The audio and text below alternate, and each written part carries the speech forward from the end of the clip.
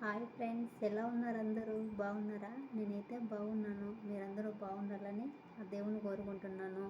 Please మన ఛానల్లో కొత్తగా ఎవరైనా చూస్తున్నట్లయితే లైక్ చేయండి, సపోర్ట్ చేయండి, సబ్స్క్రైబ్ చేసుకోండి. ఓకే ఫ్రెండ్స్, ఏం లేదు, వీడియోలోకి వెళ్ళిపోదామా? Okay, start game. ఏం లేదండి, నాకు స్కూల్ స్టార్ట్ అయిపోయింది ఇక్కడ పిల్లోళ్ళకి. రోజు 6 గంటలకు లేస్తూ ఉండేదాన్ని. కొంత ఇబ్బంది అయిపోయింది. 5 గంటలు లేచి పిల్లోళ్ళకి క్యారీలు చేయాల.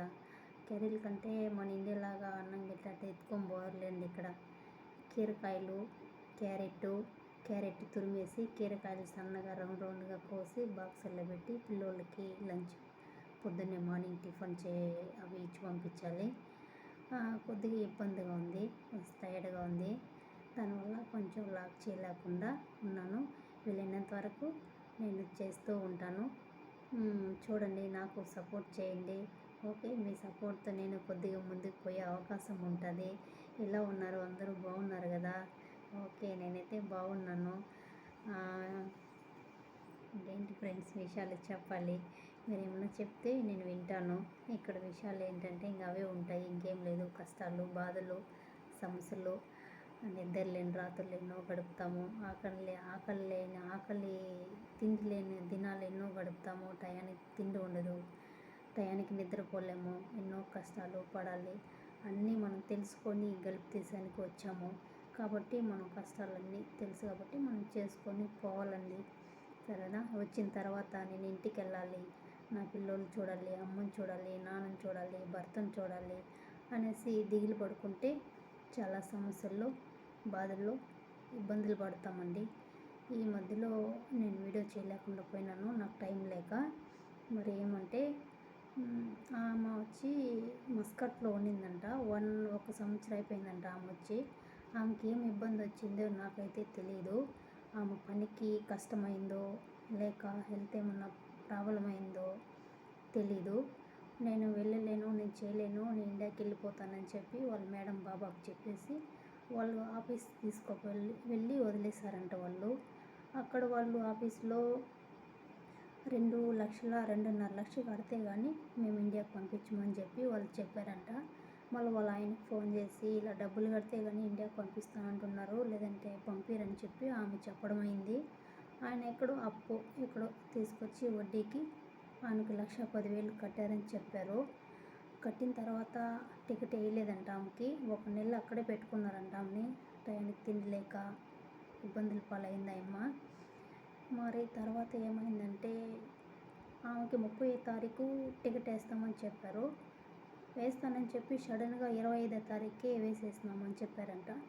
ఆమె ఇంట్లో సడన్గా పిల్లోళ్ళకి షాక్ ఇద్దాము, సంతోషంగా మనం పోయేస్తే ఎలా షాక్ అవుతారో అనేసి ఆమె సడన్ సర్ప్రైజ్ ఇస్తామనేసి చెప్పలేక ఉన్న పలంగా బయలుదేరి వెళ్ళిపోయి హైదరాబాద్ ఎయిర్పోర్ట్లో దిగేసి ఆమె కడప బస్సు ఎక్కి బస్సులో కూర్చున్నట్లే ప్రాణాలు కోల్పోయింది.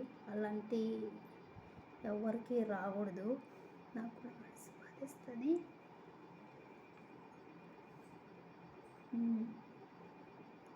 అలా ఎవరికి రాకూడదండి.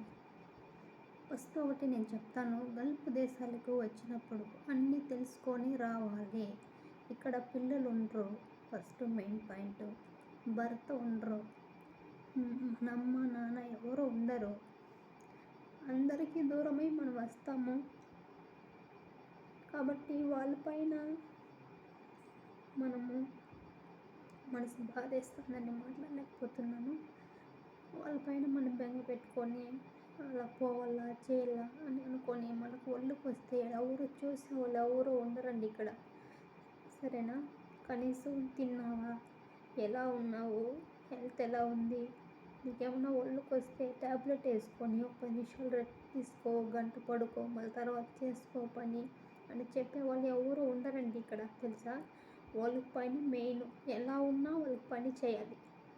ఎలా ఏమంటారంటే ఓయ్ నింతి షోగల్ కళ సూర యాలా అంటారు. పని త్వరగా చెయ్యి, ఏమంత నిదానంగా చేస్తున్నావు అని మాట్లాడతారు. హెల్త్ బాగాలేదే, నీరసంగా ఉంది, తినిందా లేదా అని వాళ్ళకి లేదు. వాళ్ళకి ఏమంటే పని. కాబట్టి మన ఒళ్ళు మనమే కాపాడుకోవాలి. మనం ఏది దిగులు పెట్టుకోకూడదు. మనం అట్లా పెట్టుకున్నామంటే మనకు ఒళ్ళుకి వస్తే ఇక్కడ చూసేవాళ్ళు ఎవ్వరూ లేరు. మనకు మనమే ధైర్యం తెచ్చుకొని ఈడ గల్ఫ్ దేశాల్లో కష్టపడుకుంటేనే 10 రూపాయలు సంపాదించుకొని మనం పిల్లల్ని, మన భర్తని, మన అమ్మ నాన్న అందరినీ మనము చూడగలుగుతాం వెళ్ళి. లేకుంటే బాధలు పెట్టుకొని అందరికీ ఉంటాయండి బాధలు. మనం కూడా పిల్లోళ్ళు వదిలేసి భర్తను వదిలేసి పిల్లోళ్ళని వదిలేసి మనం ఇల్లు వదిలేసి అన్నీ వచ్చాం. మనకు కూడా ఉంటాయి, లేకుండా లేదు. అయినా మనము మన ప్రాణాలని మనమే కాపాడుకోవాలి. మనకెవరు చెప్పేవాళ్ళు ఎవరు ఉండరు, ఎవరేం చేయరు. కాబట్టి దయచేసి అన్నీ తెలుసుకొని వచ్చిన తర్వాత అన్నీ చేసుకోండి. అందరికీ ఉండేవాళ్ళు, గల్ఫ్లో ఉండేవాళ్ళందరికీ, అక్క చెల్లెమ్మలకి అందరికీ నేను చెప్పేదాన్ని చెప్తున్నాను. తప్పుగా అనుకోవద్దండి, ఏదో నాకు తెలిసిన కాడికి నేను మాట్లాడుతున్నాను. ఓకేనా ఫ్రెండ్స్? Okay, bye.